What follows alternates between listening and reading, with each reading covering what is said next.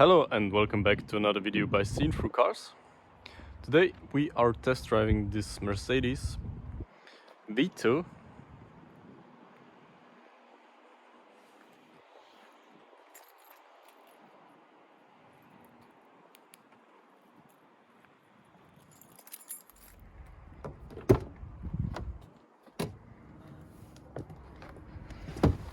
So first there is a kind of big step to get into this car, but then you got a nice seat, high position. Okay, so let's start it up.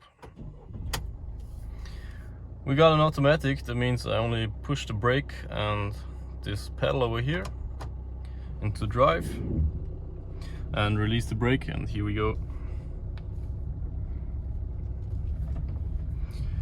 Well, what is under the hood? Under the hood there's a diesel engine which produces 134 horses.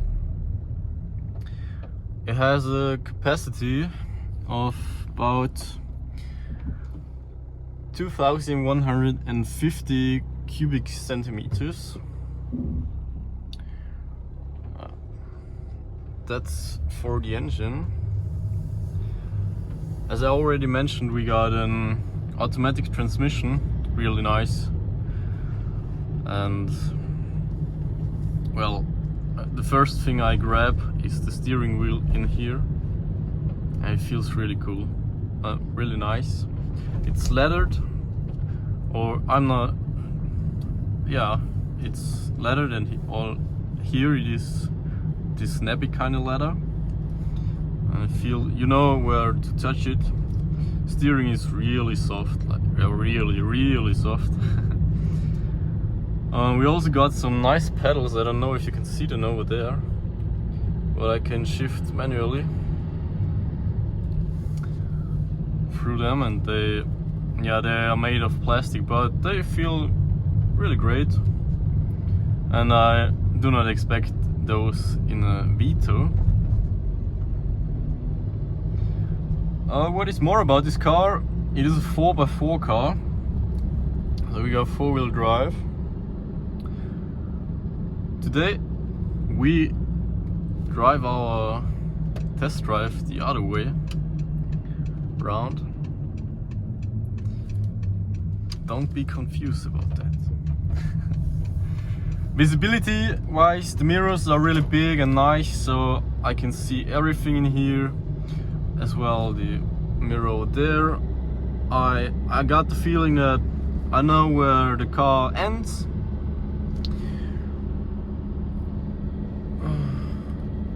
I'm still in manual mode.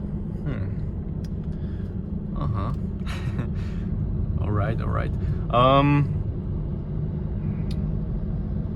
Yeah, everything is laid out intuitively.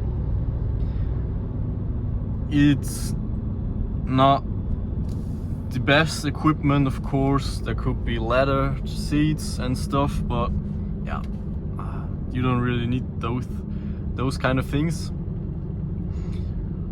The equipment here is quite alright, of course. A small engine, well, enough, and the automatic transmission, that's really important. Really, guys and girls, women, whatever, and theirs. Don't buy cars. Your daily driver has to be automatic. Yeah, there is no reason to drive a manual car as a daily, except you drive a Porsche GT3 as a daily, then go for a manual one. But yeah, all the other stuff, why? It's useless. So the equipment is kind of low, but you got everything you need. And what I really like is this armrest over there for passenger as well, for the driver and the passenger. The windows are big, and as well this, it's not the armrest, but you know, in this car it's really at the perfect point, because in most of the cars it's like over there, and yeah, or maybe I'm too small for those kind of things, but here it's really good. Electronically operated windows, of course, only at the front, because yeah, the mirror, the windows at the back, yeah, they are not operated anyway, so you only got front windows operated, and they're electronically. Here is your mirrors, electronically as well, but then there is nothing else. A lot of plastic, of course, but driving a Mercedes, it feels more. I opened the doors. It feels more quality, although it is plastic, those, but they seem to be aluminium, and it's well made.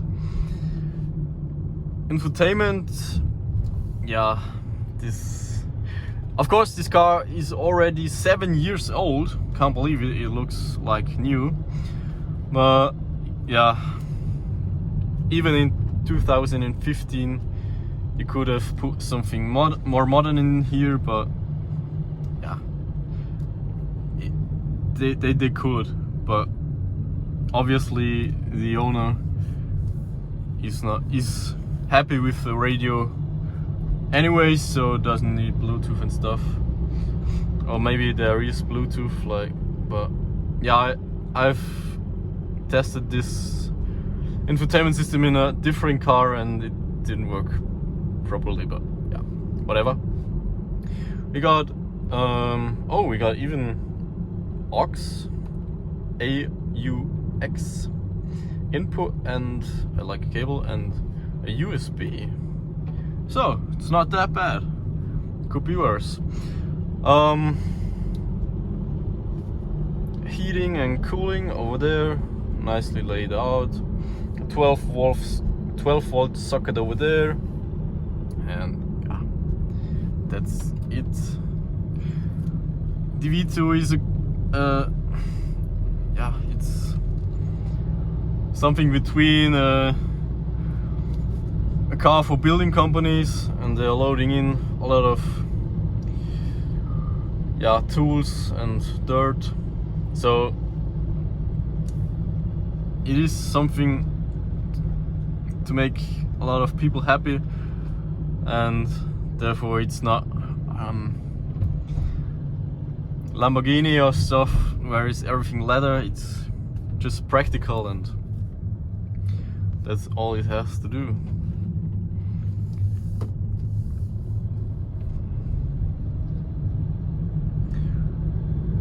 For these owners, they use it as a camping car and as a daily car, both combined, and yeah, it's small enough to maneuver through the city. Of course, could be better, but still small enough. A big luxury SUV isn't that much shorter, or maybe even longer, and still offers enough space to sleep in the car nicely. Yeah, I can totally recommend this car, except from the price wise. Yeah, of course everything is getting more expensive today and next years, but you know, buying those cars new and spending like 50,000 euros, depends on the equipment, and of course compared to a Volkswagen it's even cheaper, although you get a Mercedes. So why the hell do people buy those Volkswagen? I don't know, but they do. And yeah, of course you get a new car for about 50,000 euros, but in terms of extending your sight in buying cars, you go to a used car market and buy a Porsche 997, for example, a used one, and it's not that practical, of course, but as a car guy you enjoy it. Porsche 997 more than Mercedes Vito. But that's a different comparison, and it's not what this car is used to be. It's practical, and of course I have to point out this car really offers so much space. The shape of the car is perfect for transporting huge stuff, you know, and to sleep inside. You might not stand inside, but yeah, it's not necessary. Going on a camping trip, it's really nice because you have a car, it won't get wet inside, and it's so much more comfort than a tent. But now, just enjoy the last few minutes. I'm just riding the car, and I will shut my mouth. Yeah.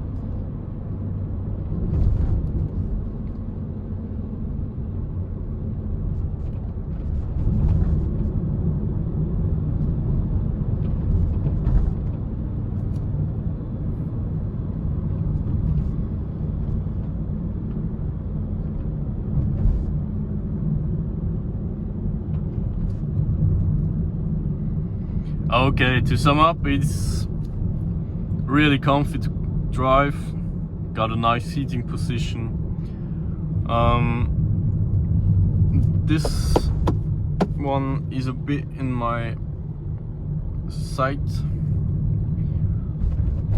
I don't know how to better describe it in English. So it's a bit in the way, but not too much, and it's a bit noisy in here, to be honest. The car inside it's a bit noisy, but not too bad. All in all, this car gets recommended by me, and yeah, got also a reversing camera. I hope you enjoyed watching this video, guys and women, whatever. Please like and subscribe my channel, hit the bell on to get notified when I make a new upload, and share it, leave a comment what you think, and so on. Thanks.